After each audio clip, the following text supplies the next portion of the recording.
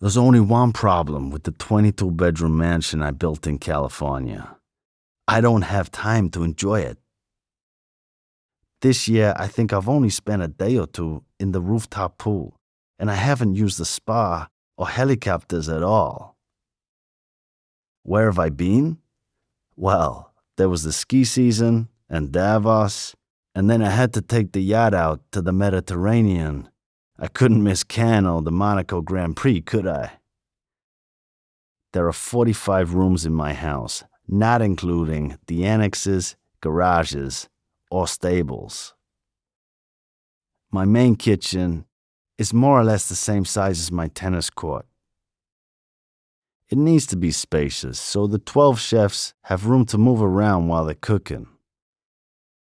In the middle of the kitchen, there's a staircase, which leads down to the first wine cellar. The second wine cellar, where I keep the Romanée-Conti, is harder to find. You can only access it through a secret door next to the Vermeer painting in the Grand Hall. The first floor of my house is mainly for visiting dignitaries and other people I invite to stay. There are 12 separate guest suites with living rooms, bedrooms, and ensuite bathrooms. In the atrium, there's a life-size model of the Trevi Fountain.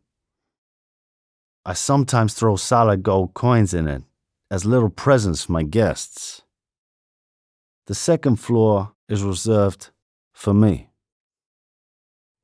Like the rest of the house, it has Carrara marble floors, but set into the walls, there's a floor-to-ceiling aquarium.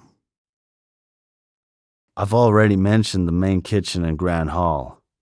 On the ground floor, you'll also find the fitness center and spa. The cinema used to be on this floor, but I wanted to extend it, so I moved it to the basement, between the games room and the bowling alley. I know I haven't said anything about the garden, but to tell the truth, I've been depressed about it since I had to close the menagerie. I can't remember the last time I played a round of golf or just went for an afternoon stroll through the labyrinth.